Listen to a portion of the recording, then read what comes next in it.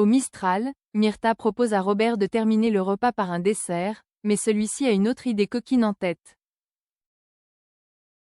Il souhaite se rendre à l'hôtel, mais Myrtha lui répond qu'elle doit travailler à la résidence Massalia.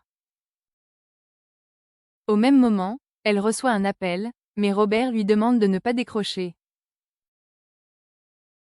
Une fois encore, Myrtha écoute son partenaire, ce qui met les résidents dans une situation compliquée. La raison, une panne de chaudière plonge actuellement la résidence dans un froid glacial. De son côté, Steve commence à s'inquiéter, car ça ne ressemble pas à la patronne des lieux de ne donner aucun signe de vie. Vadim, Léo Mazo, qui ne supporte pas d'avoir froid, souhaite appeler le chef de Myrtha, mais Steve lui en empêche. Quelques minutes plus tard, Steve surprend Vadim en train d'ouvrir le tiroir de l'accueil. Le jeune homme réussit son coup et décide de régler le thermostat de la chaudière sur 27 degrés. Steve, qui estime que c'est beaucoup trop élevé, tente de baisser le chauffage, mais la télécommande est désormais bloquée. Après son agression de la veille, Aya essaie de garder le moral. Killian l'informe que la police a retrouvé les deux agresseurs. La jeune femme est d'abord soulagée, mais Killian lui explique qu'il faut désormais se rendre au commissariat pour identifier les suspects.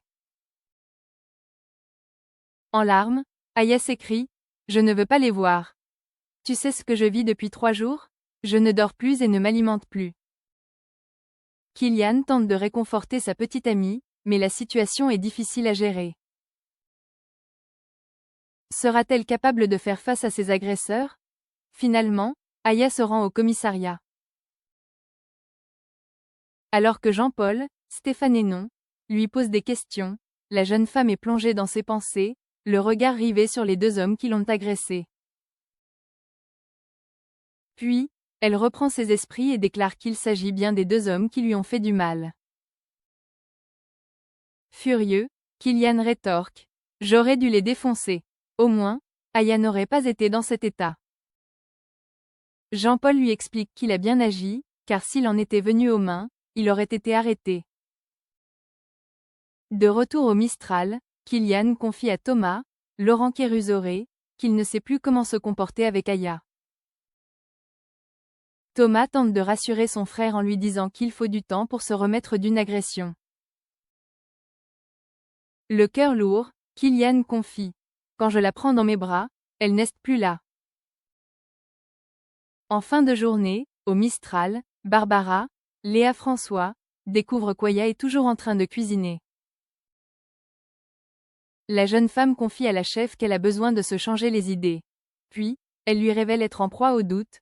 Depuis vendredi, Killian essaye de bien faire, mais je ne supporte pas. Barbara lui demande si c'est temporaire, mais Aya l'ignore. Est-ce la fin d'un couple phare du Mistral? Depuis qu'Idriss a éveillé ses soupçons, Patrick ne pense qu'à une chose, protéger Morgane. Il donne donc rendez-vous à la jeune femme et lui demande de mettre un point final à sa mission d'infiltration.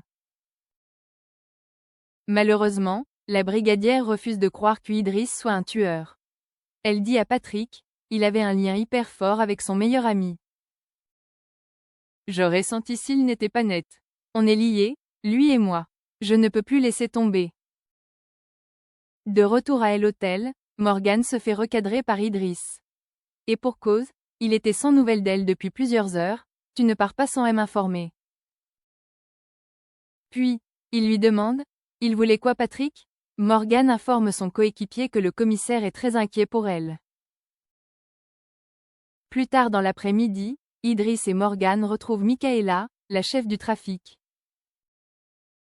Ensemble, ils inspectent l'une des camionnettes qui transportait des animaux, mais celle-ci est pleine de cadavres. Michaela ordonne à la jeune femme de laver le véhicule. Une fois le nettoyage terminé, Morgane demande à Ariane d'envoyer des animaux en souffrance chez le vétérinaire, il faut que tu sauves des vies. Puis, elle lui donne à sa collègue un étrange flacon qu'elle a retrouvé dans le véhicule. Serait-ce un anesthésiant pour endormir les animaux? De retour à l'hôtel, Morgane découvre que la mission vient de prendre une nouvelle tournure. Ils doivent désormais trouver un nouveau client pour Michaela. Ce n'est pas tout, Idriss lui rappelle qu'elle doit être beaucoup plus démonstrative avec lui, afin de ne pas être repérée. Morgan lui répond. Si Michaela me demande ce que j'aime chez toi, je lui dirai que tu es hyper attirant parce qu'One ne sait pas si tu es un sale astérisque par ou un mec bien. Cette révélation fait sourire le jeune homme.